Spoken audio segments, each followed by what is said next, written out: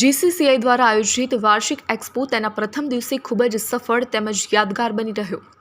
Gujarat chamber of commerce and industry દ્વારા આયોજિત તેઓના ત્રિદિવસીય વાર્ષિક એક્સપો ગેટ 2025નો પ્રારંભ આજે વિજ્ઞાન ભવન સાયન્સ સિટી અમદાવાદમાં થયો.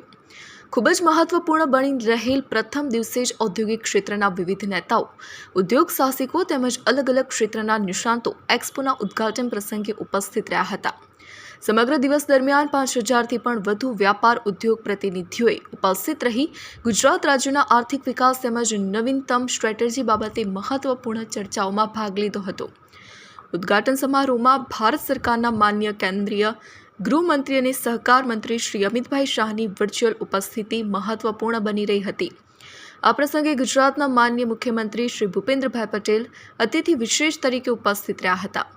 અન્ય ઉપસ્થિત સન્માનીય મહાનુભાવોમાં ગુજરાત સરકારના માન્ય ઉદ્યોગ મંત્રી શ્રી બળવંતસિંહ રાજપૂત, શ્રી પંકજભાઈ પટેલ, ઝાયડસ ગ્રુપના ચેરમેન શ્રી જી. જે અમે ગેટ ઇનિશિયેટિવ 2025 જીસીસીઆઈએ જે એક્સપો કર્યો છે એનું ઓપનિંગમાં બધા મહાનુભાવો અને ખાસ કરીને union home minister Shri Amitbhai Shah હાજર રહ્યા. તેના માટે એમને અને સર્વને થેન્ક યુ. પર્યાવરણનું ધ્યાન રાખવું અને પર્યાવરણને જાળવવું એ બહુ અગત્યનો ભાગ ગ્લોબલી બની ગયો છે અને એમાં ઇન્ડિયા ખાસ કરીને ભારત પણ આગળ ખૂબ જ એમાં ચિંતિત છે, કામ કરી રહ્યું છે.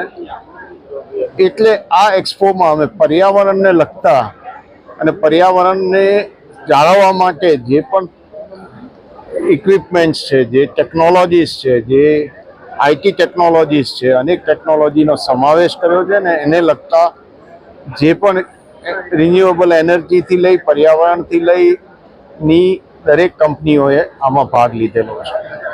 એક્સપોમાં કોણ કોણ જોડાયું છે, કેટલી કંપનીઓ છે, કઈ રીતનું? ટોટલ 300 સ્ટોલ છે અને 210થી વધારે પાર્ટિસિપન્ટ્સ છે. જુદા જુદા સેક્ટર્સ છે.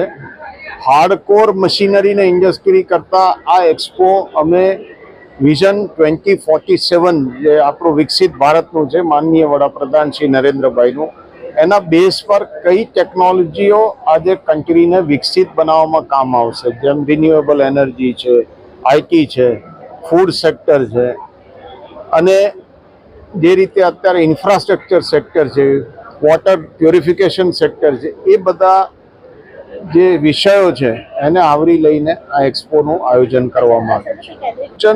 ખૂબ વ્યાજબી હતું અને તેમને જે વિઝન આપીને જીસીસીઆઈને ગયા કે રોડ મેપ 25 વર્ષનો બનાવો, આજે 1 વર્ષનો નહીં, તો 25 વર્ષના રોડ મેપ ભાગરૂપે ગેટ જેવા અનેક ઇનિશિયેટિવ્સ લેવા પડશે.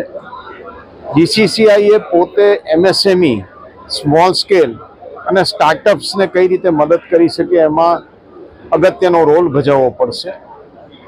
તેને માટે જીસીસીઆઈ ઇન્ફ્રાસ્ટ્રક્ચરમાં પણ ચેન્જ કરવો પડશે.